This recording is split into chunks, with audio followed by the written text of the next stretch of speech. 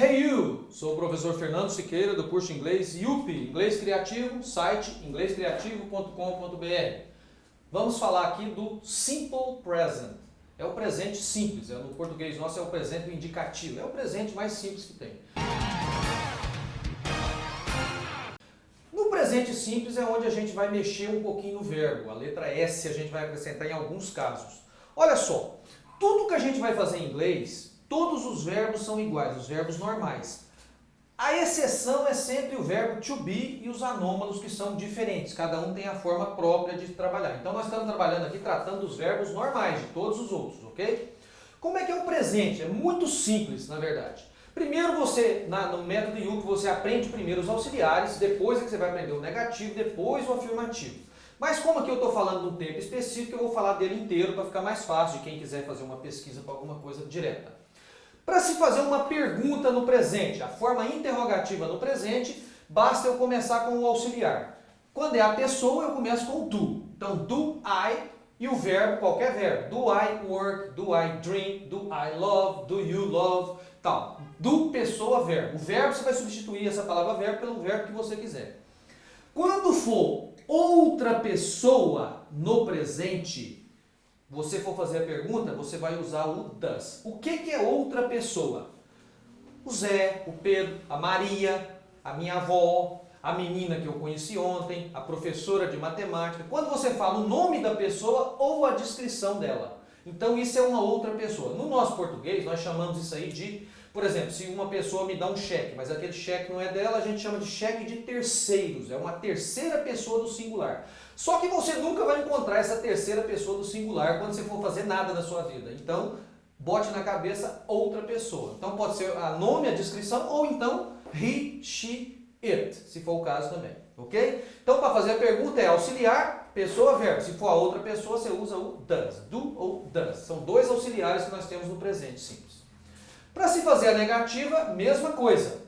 Só que aí você muda a posição e acrescenta o not junto com o auxiliar. O not, nem o no em inglês, não vem sozinho. Você não fala pessoa, no e o verbo. Jamais. Se você fizer isso, esse no aqui vai ser interpretado como o verbo know, que é verbo saber, conhecer. Então, totalmente errado o know assim. Quando você usa pessoa, então o negativo, o que você faz? É pessoa. O não em inglês é sempre auxiliar mais o not. No presente a gente usa o don't ou doesn't. Se for I, you, we, they, você vai usar o don't. I don't drink, eu não bebo. I don't work, eu não trabalho. You don't love, você não ama e assim por diante. Só você substituir a palavra. Quando for outra pessoa, he, she, it, Maria, Zé, Pedro, professor, a minha avó, qualquer outra pessoa, você vai usar o doesn't e o verbo. Então ela não. Então, por exemplo, my mother doesn't drink. Minha mãe não bebe. Isso aqui vai ter sempre a tradução de não. Então, baseado na interrogativa e nem na negativa, você não mexe no verbo. O verbo vai ficar sempre normal. Por quê? Porque tem auxiliar. Tem o do, tem o does. E para fazer a forma afirmativa, essa é aquela grande problema do brasileiro, que é onde você tem que acrescentar o S em alguns casos. Então, normalmente, vai ficar igual ao português. I love, you love. I work, you work. Agora, quando chegar na outra pessoa, eu tenho que acrescentar esse S. Então, I love, you love. He loves. O Pedro loves. A Maria loves. My mother loves. Basta você acrescentar esse S.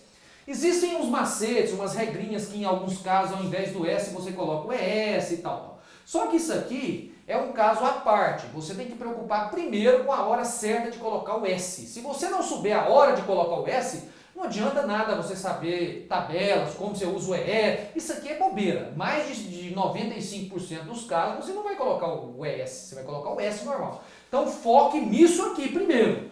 Depois que você aprendeu, sabe conjugar o verbo, sabe que quando você usou o auxiliar você não usa o S. E quando você for fazer a afirmativa, é que você vai colocar o S só na outra pessoa. Então, resumindo, você só mexe no verbo na outra pessoa, só no presente, só no afirmativo. O resto tudo é o verbo normal. Então, conjugação de verbos em inglês é muito fácil. Esse ES geralmente tem a ver com som. Então, por exemplo, quando você vai fazer uma frase aqui, ó. I kiss, you kiss. Aí quando eu vou pôr outra pessoa, she, ela beija, she kiss. Aí eu tenho que pôr o S. Como é que eu vou pôr 3 S? Olha aí. Que não dá. Então, onde não dá para mim colocar o S no som naturalmente, eu vou colocar o S. Então, basicamente é que você vai pronunciar e não dá. Quando não dá, tá. Aí tem algumas exceções, alguma coisa, mas eu não vou me aprofundar muito nisso aqui não. Aí você vai ver no material, qualquer lugar que você pesquisar alguma coisa sobre gramática inglesa, ele vai mostrar quais as terminações e tal. Só que isso é furado. Tem terminação que não devia estar lá que está, e tem terminação que devia estar lá que não está. Como um exemplo, TH em alguns casos. Então isso é meio furado. Basicamente você tem que saber o quê? Pronunciar corretamente. Pronuncia. Se você vê que ficou esquisito com o S, é porque é para pôr S. Então, naturalmente, você tem que saber colocar o S. Verbos normais, todos a mesma coisa. Basta você colocar o S. Já o to be e os anômalos, cada um tem a sua forma diferente. Então, você tem que saber o presente do to be diferente, o presente de cada anômalo diferente também. Ok? É isso aí. Isso é o IUP. Conheça os materiais que fazem parte do Kit Completo IUP. Com o Kit Completo IUP, você vai aprender inglês sozinho em sua casa, com muito sucesso, muito mais qualidade do que nos cursos tradicionais de inglês. Acesse também o nosso canal do YouTube, faça parte da nossa rede e receba as novidades e vídeos exclusivos.